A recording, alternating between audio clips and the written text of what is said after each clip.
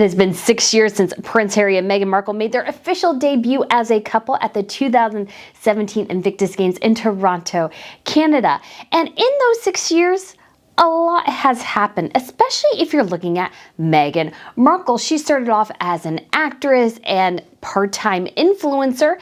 She married into the British royal family, became a royal, and now she's back down to basically being an influencer. What the heck happened to Meghan Markle? How did she so incredibly blunder this incredible opportunity to be royalty? And instead, because she was so consumed with pursuing her own agenda, has just become basically an influencer. 6 years on, Meghan Markle is exactly where she started when she was dating Prince Harry. Exactly where she started. Being an actress in Hollywood, desperate for roles, attention, anything, and still desperately trying to climb that ladder and resorting to being an influencer because that's all she can do. So we're going to go into a little bit of this just catastrophic, just incredible rise, because there is no higher pinnacle than being royalty, except for maybe being a saint. There's no higher pinnacle in the social ladder.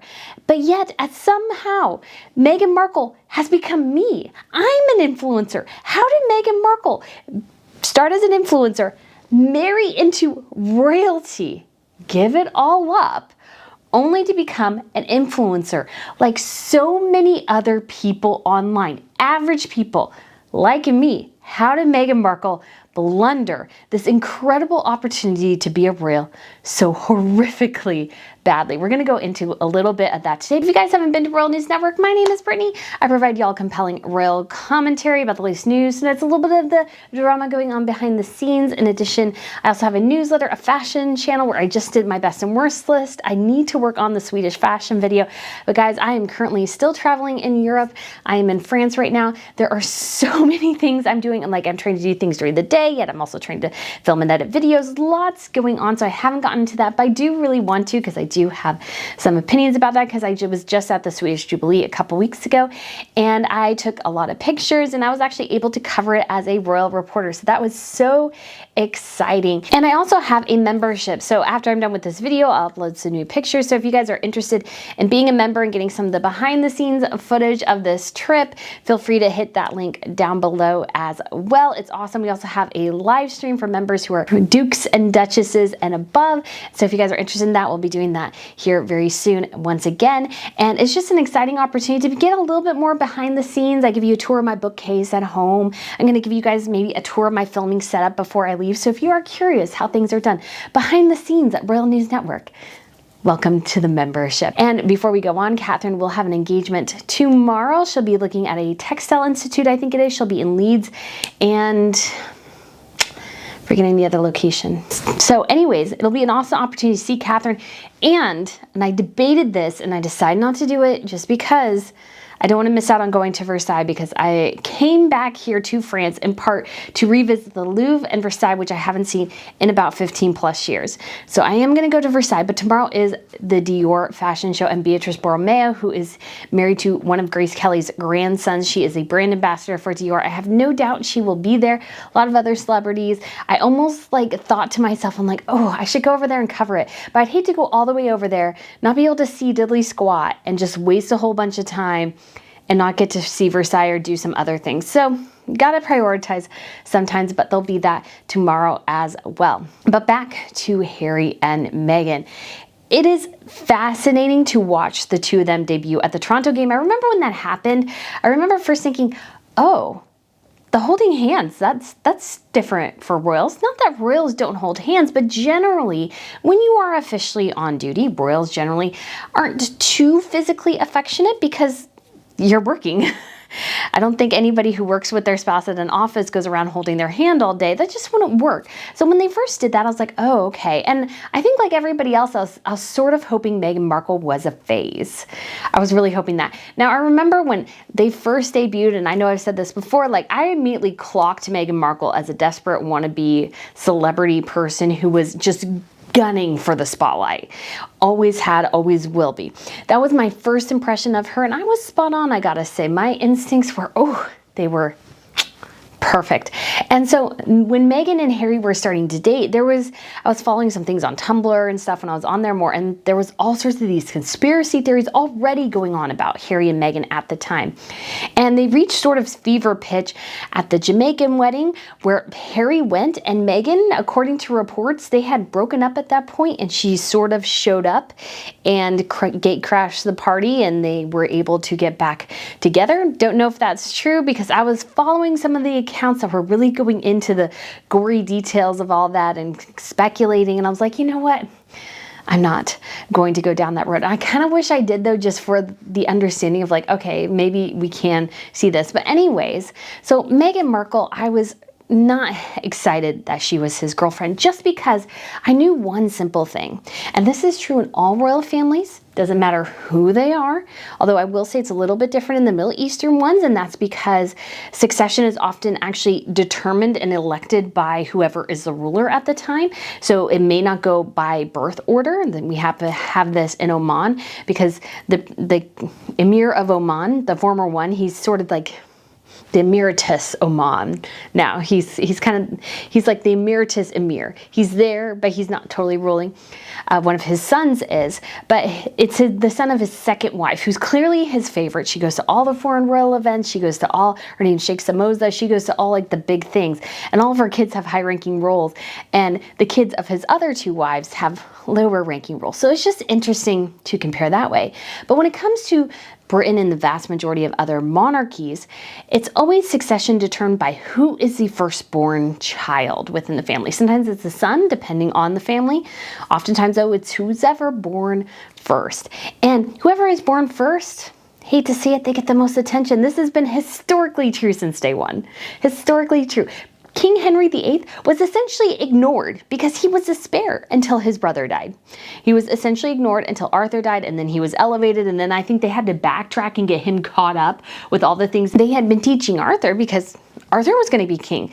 When he died, all of a sudden Henry's king, and Henry even got Arthur's wife, Catherine of Aragon. And obviously we have the whole thing with Queen Mary, who ended up being their child and everything. So you have all that complication there. But the general rule always with royalty is that the heir gets the most attention, obviously followed by whoever is monarch heir, and then the spare. I knew that Meghan Markle was a problem because she seemed to crave attention, and in the role she was going to have, she couldn't do that. You can't crave attention because you were the wife of the spare. You always have to walk a couple paces behind. You will always get second billing. That's how it works when you're a royal. So when I knew when Meghan came on, I'm like, she just seems to want the spotlight a little bit too much to roll into this royal fold, which is very much a hierarchy. And no matter what merit and those sorts of things, it doesn't matter quite as much. Although I will say, when it comes to Princess Anne, many people are appreciating her even more.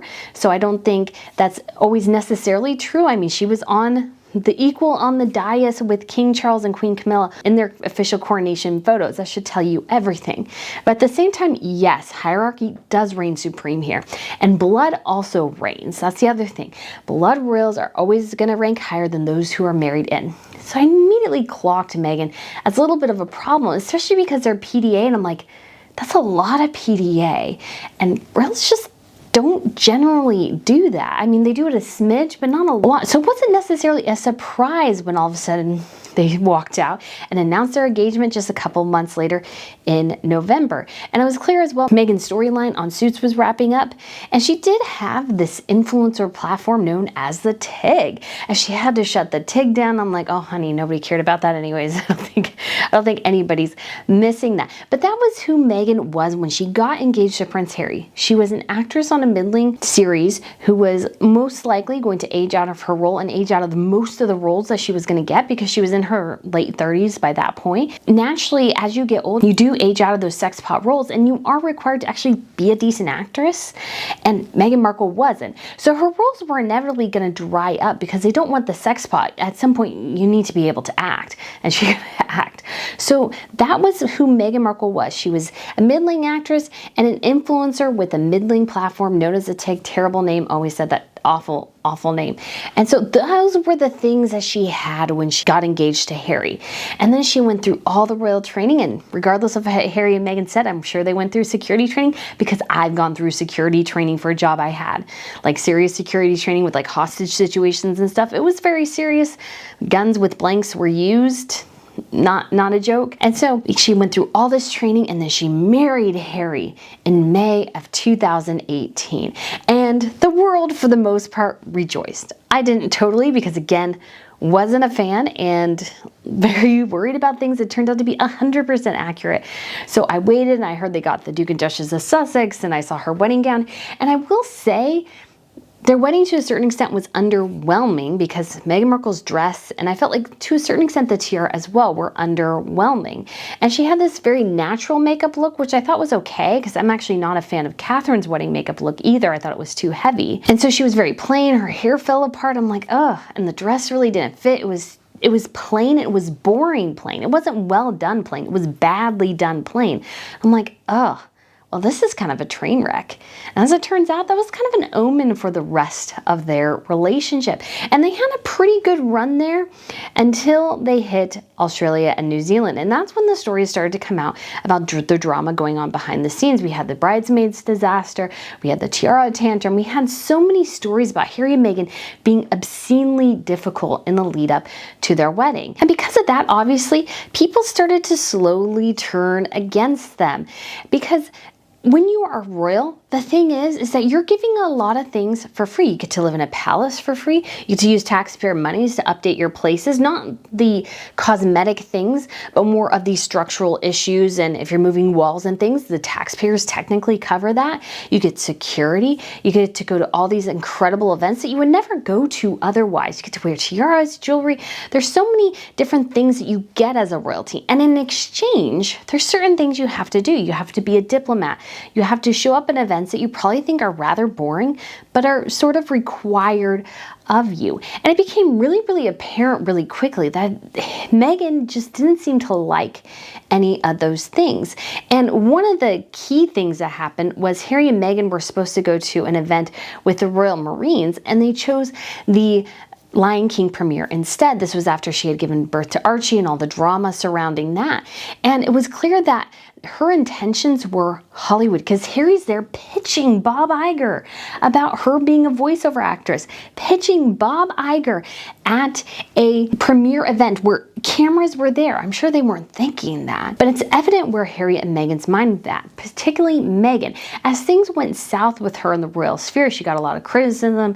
She couldn't do anything right, but the thing is, she didn't try. She didn't try to follow royal protocol. She didn't try to dress well. So a lot of the criticism came from actually decent places. There were things that she did that were not accurate. And Meghan was not a 19-year-old like Diana when she married into the royal family. She was a woman in her mid-30s. I'm sorry, but as a woman in your mid-30s, you should be able to Google a country's national anthem and figure it out for yourself. I don't think the palace was thinking that they need to do that much hand-holding with a supposedly accomplished actress whose entire job was memorizing lines. That's her entire job. And apparently she was complaining that she couldn't do it. I'm sure the palace was like, what now? So the disastrous beginning of Harry and Meghan's lives within the royal family obviously led to them pitching Bob Iger and making their plans for their Hollywood escape. Because Meghan Markle, she walked into royalty thinking she could rule the roost, thinking that because of her skin color, because of her background, that the royals would just bend over themselves and go, oh my gosh, she is the greatest thing since sliced bread. We needed Meghan Markle to survive in the royal palace. Like, we can't do this without Meghan Markle. And we even saw this in the documentary. It was very clear what Harry and Meghan's pitch was. Because is Meghan's ethnicity, that's what mattered when she married into the royal family. Nothing about her or her accomplishments or anything like that. It was because of her ethnicity. That's what mattered, and that's why she should have stayed and been elevated to one of the top roles, is because, well, she's part black, so that makes her more important than anybody else in the royal family. But unfortunately, that's not how it works. And there are people who have married into other royal families, like the family of Liechtenstein, Princess Angela, who is a part Caribbean, part black, and so she is able to marry in and conform to the role. Because the thing is, when you marry into a royal family, you are required to a certain extent to conform to them. Yes, they will make adjustments for you and those sorts of things. But this is a world where it's all encompassing. You can't walk into the royal world and make it your own, especially when you're not the king and queen, because there are certain things that you have to do to maintain the status quo. And that means you can't go off and be the Lone Ranger. You have to work within the fold, within the hierarchy, within the structure of the monarchy. And Harry and Meghan didn't want to do that, especially Meghan. I think she convinced Harry that the royal family just wasn't giving him his time of day. He needed to shine. He was a star. He was a star. And they just wouldn't recognize that, didn't know his star quality power if it bit him on the behind. So what do Harry and Meghan have to do? Why, they just have to leave the royal family. That's the only solution in the world, is for them to abandon their royal relatives. And that's what they did. They decided to initiate an exit in January 2020. And before that, in the Christmas time, they decided to go to Canada to celebrate Christmas. And so they were laying all these foundations and groundworks for this exit arrangement. Because in Meghan's mind, yes, she was an actress and an influencer, and she had become royal. But there was still a higher ladder to climb. And that's the upper echelon of Hollywood, baby. And so she convinced Harry, well, hey, they're not giving us the time of day. You're the star, and they're not recognizing that. So you know what we need to do? We need to go to the places where the stars actually are, which is Hollywood. And so they initiated Megxit. They go across the pond, and COVID hits, and everything shuts down. I think there was some sort of divine retribution there a bit, in that they didn't get to expand. They did end up getting some incredible deals. But here's the thing, even though they secured these deals, they didn't really act on them. They sat on their butts for a year and a half, 2 years before releasing any content. There is no excuse for that. There's no excuse for that. And what that told the rest of the world is that, well, they're kind of lazy. Yes, they get these fabulous deals. Yes, they get in these amazing opportunities, but they fail to capitalize on any of them. And so, wouldn't you know it, Spotify releases her podcast. It does okay, but they're like, it's not bringing us enough money. Nobody's listening to it after you aired it. And we're just going to have to say, you know what? We're just going to have to cut the strings here, because we over-invested in podcasts anyways, and yours isn't making us money. Harry and Meghan, it was cheaper to let them go than it was to keep them. And that's because they were more of a liability than an asset in a business sense. If they were this huge asset, Spotify would have kept them. And if they were also a huge asset, somebody would have picked them up by now. But we already know that hasn't happened. It's been, let's see, they announced that I think in maybe May. It's now May, June, July, August, September, like 4 to 5 months it's been since then. And we're actually almost in October. So it's been, you could say, getting close to 6 months, and nobody's picked them up. That means they sucked and nobody wants them. If somebody had wanted them, the first thing they would have done is pick up that podcast, but they didn't. And now Meghan even has to relinquish and walk back those desires to trademark archetypes and stuff, because it seems like always Meghan's more interested in trademarking than actually making content. And that's a problem for them moving forward, because they had this Netflix deal as well. And yes, their first thing did well, Harry and Meghan. Of course it would have done. Why wouldn't it have done well? It was the first documentary or reality TV show behind the royal curtain. Of course, people were desperately interested in that. They wanted the drama surrounding Harry and Meghan. Of course, that would have done well. But their next 2 projects flopped.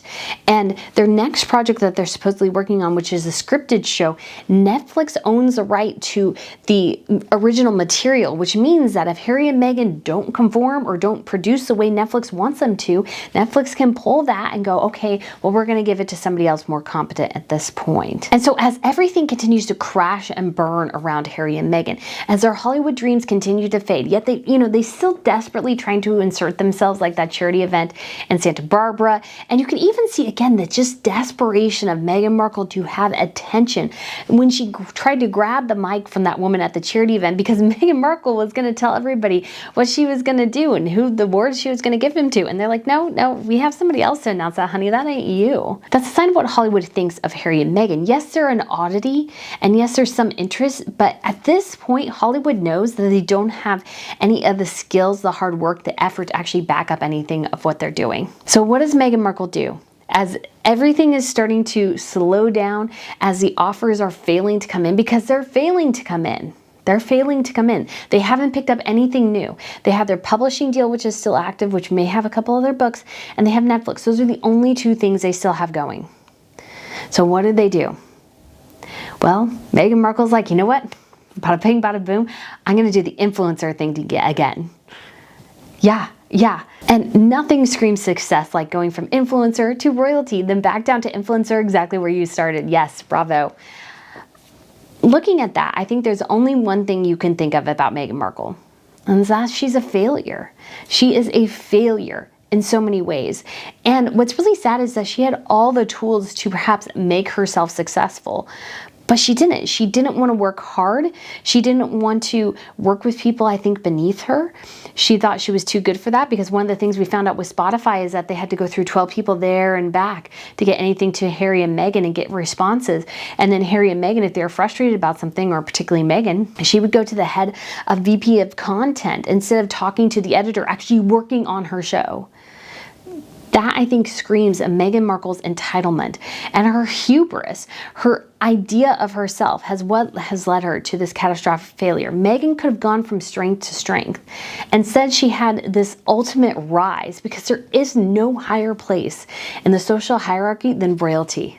There is no higher place, because you either have to be born it or marry into it. And in terms of actually having a title that's better than, let's say, a lord or lady, or an earl and countess, is like a duke and duchess, prince and princess. Those are the ultimate titles. And she was one of the few people to actually marry a prince. I mean, she is technically Princess Henry. She's not Princess Meghan. She is Princess Henry. And she is the Duchess of Sussex. Yet that wasn't good enough for her. And because she was so narcissistic, so self-deluded about her worth, that she thought the best thing for her to do was to leave the royal family, because this crown, this influence that she gained from them, it wasn't working for her the way she wanted it to. So she thought, well, I can just transplant that to Hollywood and it'll just work just fine. Well, as it turns out, it didn't. And so in order to continue on their lavish lifestyle, lavish spending, which Meghan has always wanted, she's still not working hard. Instead, what she's doing is she's going back to the bare bones basic, which is an influencer. And yes, influencers can be wildly successful, but will it be enough to fund Harry and Meghan's billion-dollar lifestyle? Because I'm sorry, the vast majority of influencers are at the most, at the highest levels, maybe millionaires. But she's not a Jeffree Star. She's not a Kim Kardashian.